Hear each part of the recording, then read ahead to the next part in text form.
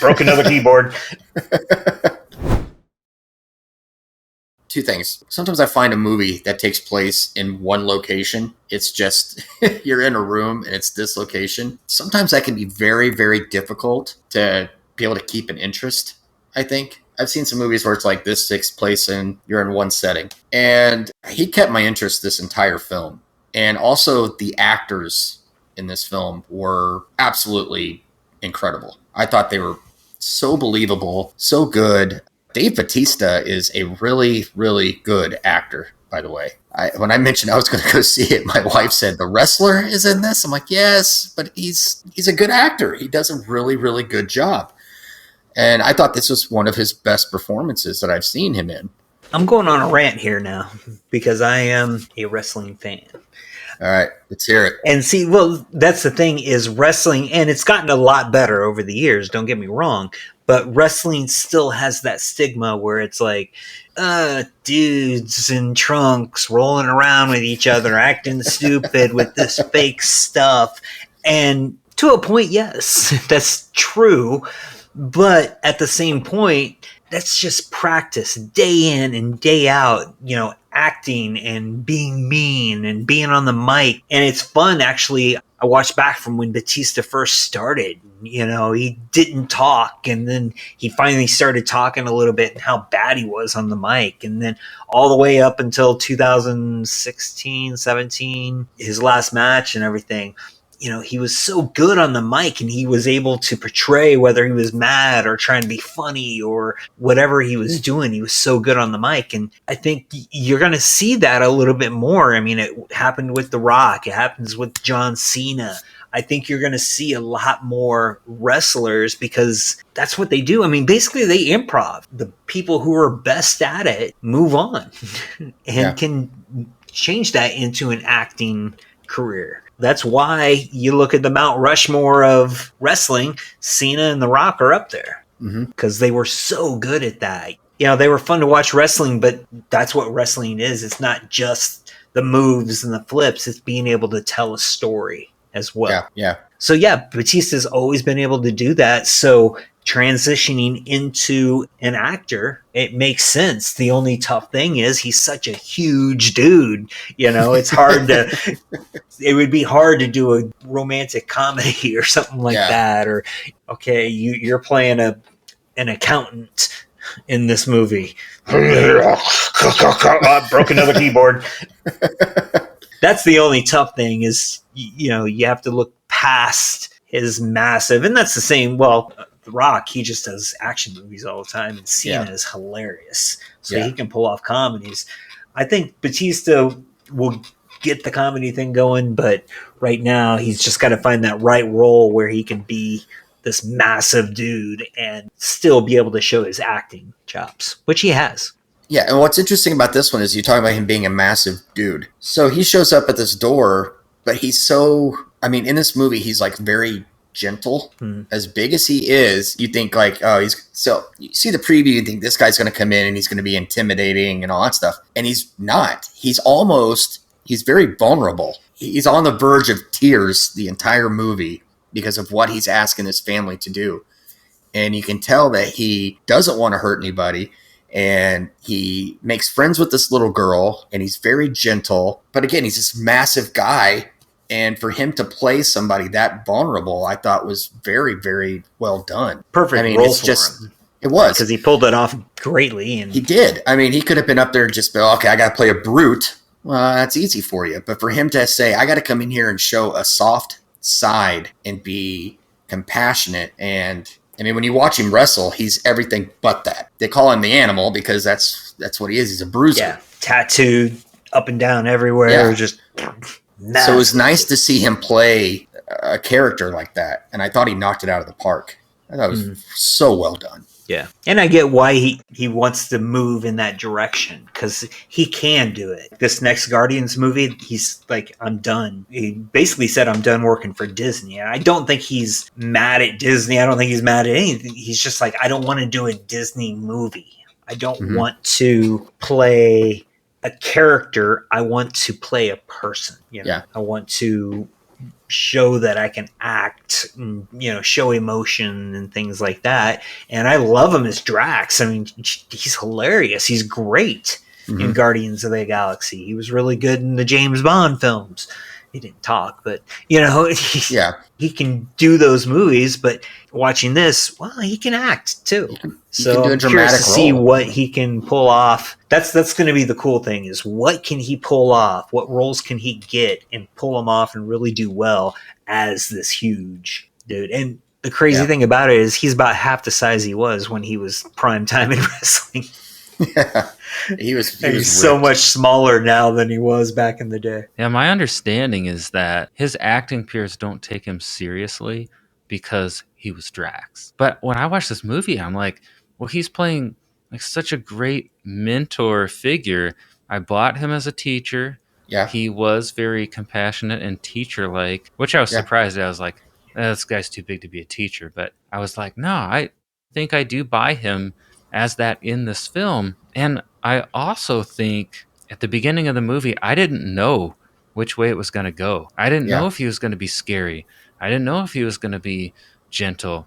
And he played with that tension for a little bit at the beginning. Because even when they're trying to break into the house, you're like, no, this is just a ruse to get them to open the door and then it's going to be bad. But like eventually you begin to realize how he really doesn't want to hurt these people. yeah. He's doing this with compassion, out of a place of compassion, even though he's going to kill people. And it was such a tricky balance to walk and to also trick the audience and not let them know which way it was going to go until, I don't know, 40 minutes in, you know? Mm-hmm. Especially because a scene, which I think was out of place at the beginning, where Wynn has the grasshopper in the jar, I assumed like she's observing the grasshopper in a cage, basically, right? So I thought the people were going to trap the humans or observe them as some sort of experiment. But that whole scene turns out to basically have nothing to do with the movie, which I found out that it actually plays a role in the book. But it's not really fitting with the rest of the film, other than it's an interesting dialogue between Wynn and Dave Batista's character. I thought there was something in the movie that we were watching when you talked about the grasshoppers and she was naming them and giving them colors. That there was some connection with the movie there because she collected 4. Oh, okay. One was blue, one was red, one was yellow, one was green, and they all had a name. And I was wondering, like, is that somehow tying into what's happening? I mean, 4 people show up at their door, and One of them was named Red. one was named Red.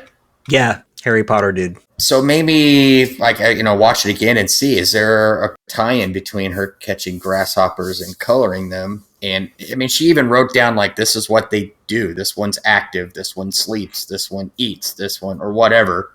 And I'm wondering if there's some connection to the 4 people who show up. Oh, is the connection compassion for the people in captivity? Yeah, I mean, it could be. Because she caught them, but she still cared about them and took Yeah. an interest in them. And that is exactly what Dave Batista. Some of the Horsemen did a better job of that than others, but I guess there is a connection there.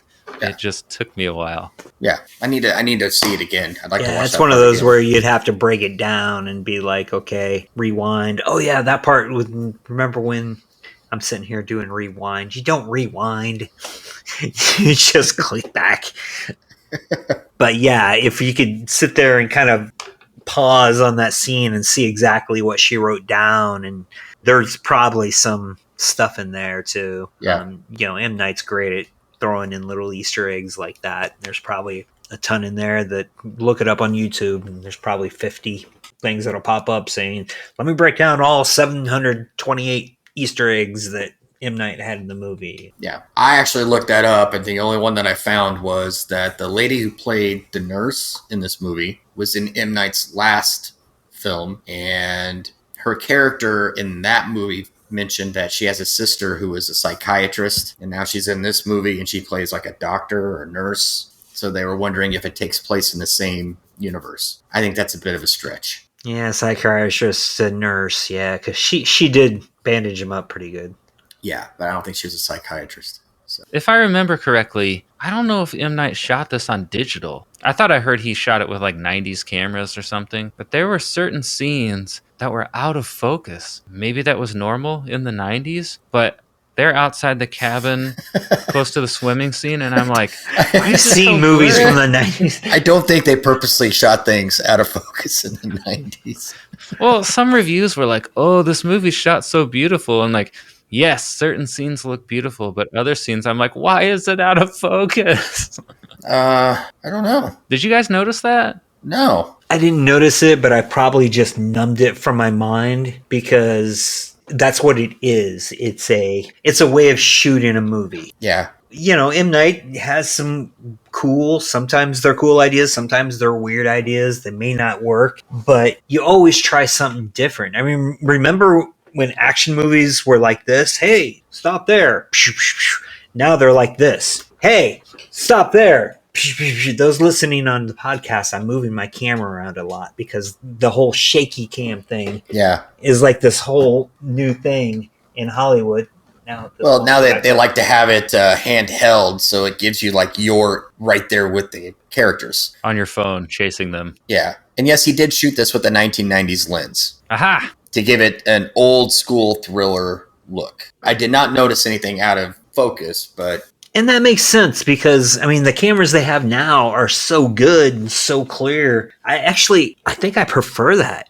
I like film. I like when people shoot on film. I love watching sports in 4K, and I mean, it's amazing. It's like, oh, that's great. But, you know, I'm old enough to remember going to watch Jurassic Park at the theater. That was the next thing. Up until then, it was Star Wars. The models, nothing looked better than that. And then, boom. I mean, that dinosaur was there. That thing was chasing them down. That was perfect. You watch Jurassic Park today with all the 4K and all that stuff, that dinosaur looks like a cartoon character running out. Yeah, that bothers me too. So it's like, you know what? Go back to the old, it's cheaper to film. I mean, that did not hurt that film at all. It looked fine, you know? So just shoot with that, especially if you're doing special effects. It's a billion times cheaper, and the special effects are going to look better when you don't have that super clear image with the super clear background that's hard to draw the dinosaur on. Because, yeah, even the new Jurassic Park movies, you can just tell it doesn't quite fit in there. Yeah. Where, you know, when it was a little bit grainier and everything like that, it was smooth transition. Yep. There's a big difference between Jurassic Park 1 and Jurassic Park 3, even. The dinosaurs. Like you said, 1, real. 2, pretty good. 3, it's like, what is this junk? Alan. What is this junk?